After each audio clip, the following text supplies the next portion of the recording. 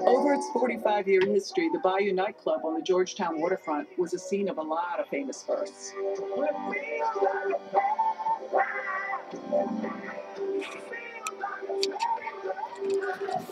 And some legendary last calls. The Bayou turned out to be the perfect place to have that experience. Don't you ever stop, 'cause I'm high on the dream and I don't want to drop. You have a whole history of the changes in American popular music.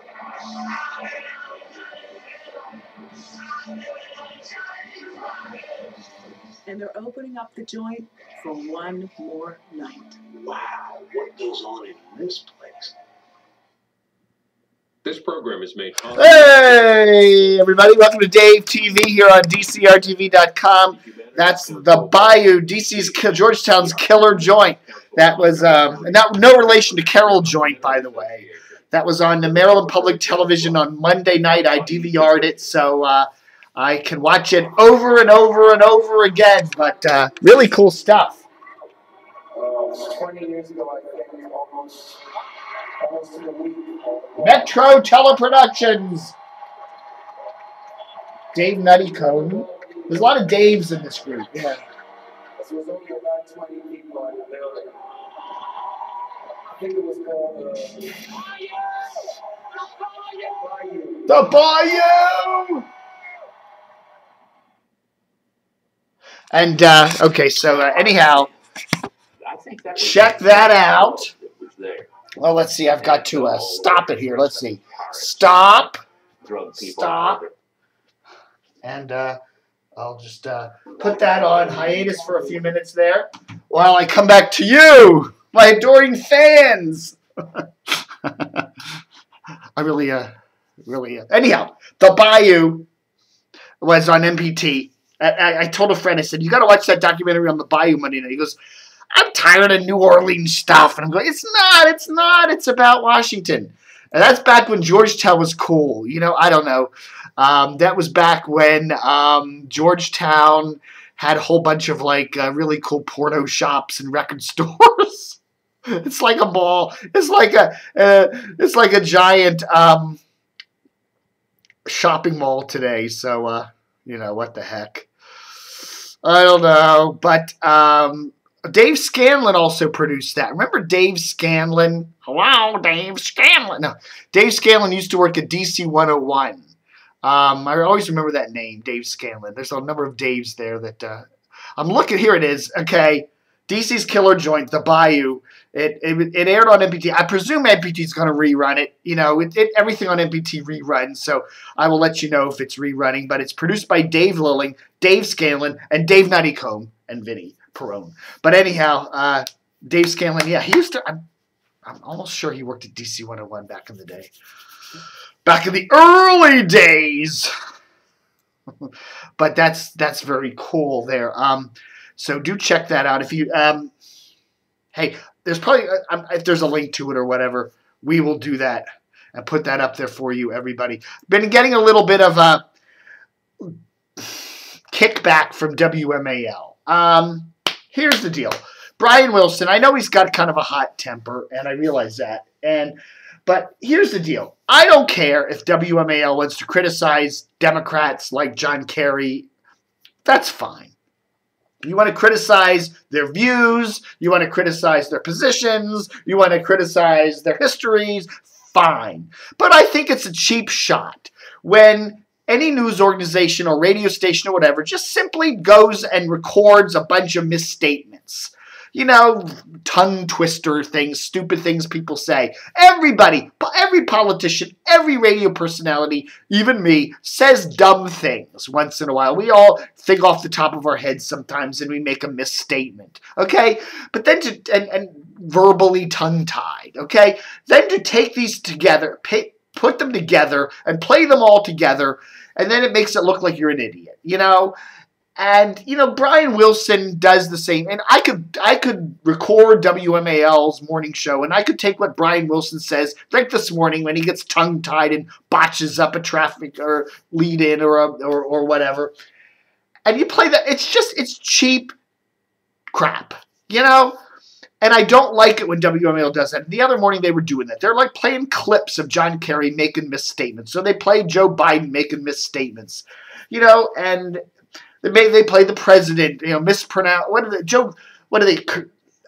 Kerry said, he was meant to say Kazakhstan and he said Kazakhstan or something. I mean, a minor mispronunciation, very minor. But they really played that up big. And I think that's cheap crap. I really think that makes a radio station look cheap and crappy. You know, and that's why I was criticizing MAL the other day. Go ahead and criticize people for their views, but don't slam them for the occasional misstatement, you know, and it's kind of like that gotcha stuff. Gotcha. I mean, you can record any politician if you went everywhere they went and the misstatements they made. And I realize, you know, I guess some people on the left do that to people on the right and vice versa, but it always comes across as cheap and, you know, something WMAL shouldn't be doing. But anyhow, the latest ratings shows their rating. Interesting. WMAL's ratings are up, okay, in the overall age 6+ numbers. But when you look at the 25-54 numbers, they aren't. What does that tell you? It tells you that a lot of their audience is over 55. And there's nothing wrong with serving the old folks. But it's not what advertisers want. Advertisers love, you know, the 20s and the 30s and all that, you know. So, you know, I can't imagine MAL's making a hell of a lot of revenue. They're probably doing okay in the ratings. They're skewing old. And, you know, that's what happened to remember WGMS? Commercial classical radio did, really, it got really good ratings. It was often a top 10 performer, but it skewed old and the plug got pulled because, you know, advertisers don't want stations that skew old. And I think that's probably what MAL needs to be doing is focus on getting younger listeners to listen. And I think doing the cheap shot stuff like that, I don't know. It just doesn't work with me and it makes me mad. And I call them on it. So there. The Junkies are in the news. Oh, golly gee. They're going to be doing they have a contest now where you can get a vasectomy. So that's interesting. Check that out on DCRTV's front page.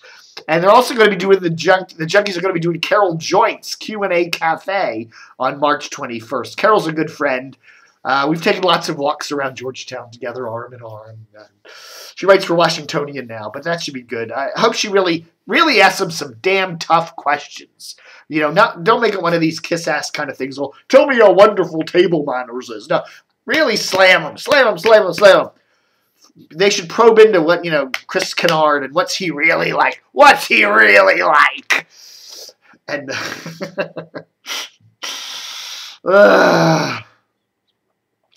tip of the old camo cap, which I don't have on today, to Jim Bohannon, one of the good guys. You know, I've been running this website for almost 16 years now, and I run into a bunch of people, and there's some of them that like Johnny Holiday and Johnny Dark and people like that who are really good guys. And Jim Bohannon is one of those really good guys. I don't know. You know, he's a trooper. He's a professional. He doesn't do the cheap shots like you hear on WMAL. He has a quality show, and he's on every night on WFED and all across the country. The Jim Bohannon Show and that America in the Morning Show.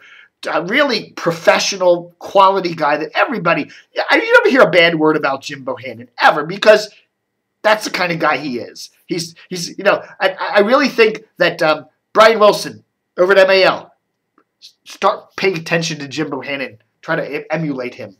You'll thank me for that bit of advice. But anyhow, Jimbo gets the Talkers Lifetime Achievement Honor. So that's really cool. Talkers is a magazine/website that covers the talk radio biz, and every year they put out their Talkers 100, ranking the top 100 talkers on the radio in America, and he always makes it. In fact, he's made it every year since it started in 1995. Junkies usually make it. Does Tony Kornheiser make it? I don't know. Don and Mike usually made that, you know, when they were around together as a group. So anyhow, congrats to Jim Bohannon. He'll be getting that Lifetime Achievement Award in June. Some other in the radio ratings things that were interesting. WNEW is inching up to 21st place. 21st place!